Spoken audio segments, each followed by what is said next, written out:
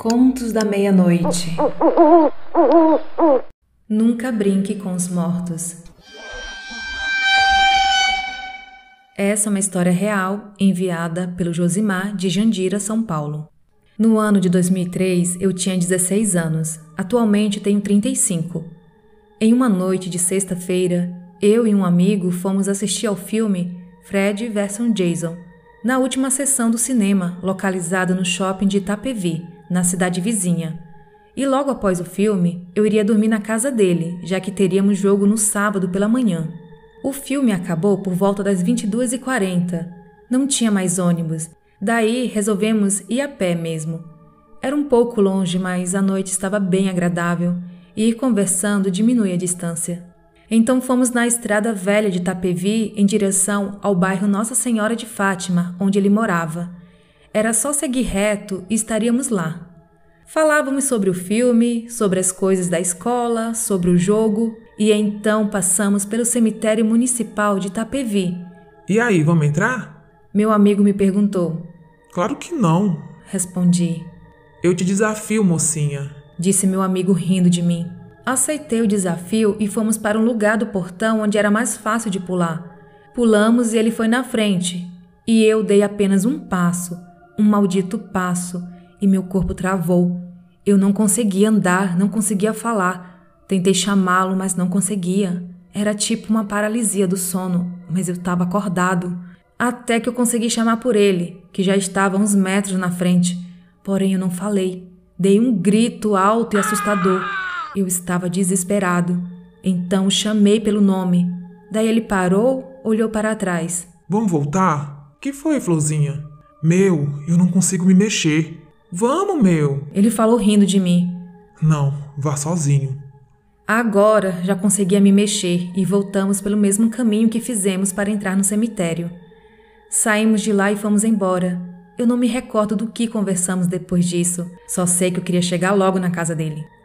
Nos dias que se seguiram, ele sempre soltava uma piadinha. Não assusta o Josimar, senão ele trava. Olha, não apaga a luz que o Josimar tem medo. Qualquer coisa era motivo para ser zoado por ele. Só por ter tido medo de entrar no cemitério. Droga, eu realmente tive medo. Mas admitir não era opção. Então eu disse. Vamos voltar lá? Não vai travar de novo, né?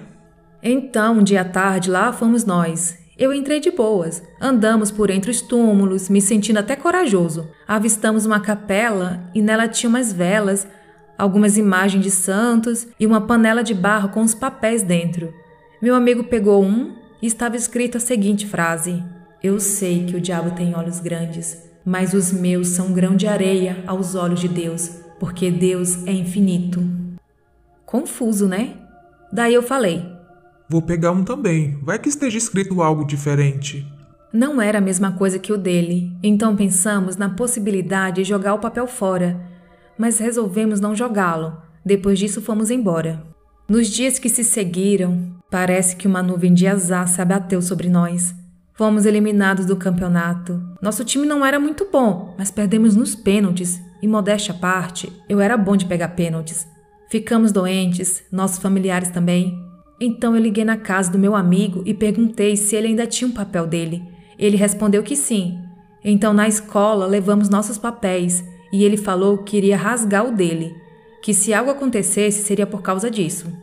As coisas não mudaram, coisas ruins ainda aconteciam com a gente. Então tivemos a ideia de ir em uma dessas casas onde vendem materiais religiosos. Eu levei meu papel, perguntamos para o rapaz que estava lá. Ele pegou, leu e disse: Vocês não deveriam mexer com coisas que não são pra vocês. O que essa frase quer dizer? Perguntei. Nada que vocês precisem saber. Joga esse papel em água limpa e corrente, faça uma oração e as coisas irão melhorar. Fizemos isso e parece que as coisas pararam de piorar. A história poderia acabar aqui, mas não. Éramos adolescentes idiotas e eu disse que a história era a mais assustadora da minha vida. Isso ainda não é assustador. Nos dias seguintes, as piadinhas voltaram sobre eu ter travado, por mais que eu dissesse que eu tinha ido ao cemitério. Ele sempre falava que de manhã era fácil e queria que eu fosse à noite. Vamos no cemitério de Jandira? Eu disse. Por que no de Jandira? Porque lá eu conheço os mortos. Maldita a hora em que eu disse isso. Marcamos de nos encontrarmos no sábado, às 10 da noite, nos fundos do cemitério. Antes de sair de casa, peguei meu kit de caçador, que era composto de um crucifixo e um Walkman que tinha uma lanterna. Era uma noite quente, com a lua bem clara. Estava bem agradável, o ar estava parado, só ventava de vez em quando. Falei para os meus pais que iria dormir no meu amigo novamente e já fui para o cemitério esperar por ele. Quando ele chegou, já começou com as piadinhas. Se for travar, a gente volta. Qual é a missão? Perguntei, já puto com isso. Pegar este crucifixo e levá-lo no túmulo do meu avô, que é do outro lado do cemitério. Beleza. Eu falei. Pulamos o muro. Era um muro bem baixo, então não foi muito difícil. Entramos no cemitério com as luzes dos postes ainda iluminando o nosso caminho. Passamos por um tipo de bebedouro de água com 4 torneiras e continuamos andando. Conforme andávamos, as árvores iam cobrindo as luzes dos postes e fomos ficando no escuro. Então chegamos em uma escada e subimos. E quanto mais a gente subia, mais frio e mais escuro ficava. Até que chegamos em um outro pátio onde tinha mais covas. Era a parte mais antiga do cemitério. A parte de baixo, onde nós pulamos, era a parte mais nova. Não tinha muitas sepulturas. Quando chegamos no topo da escada, perguntei. Onde é o túmulo do seu avô? Me segue, eu não me lembro muito bem. Então fui atrás dele por entre as lápides e cruzes. Vi alguns túmulos sem identificação nem nada. Até que chegamos no túmulo do avô dele, que era na outra extremidade de onde pulamos. Tivemos que atravessar praticamente o cemitério inteiro para chegar lá.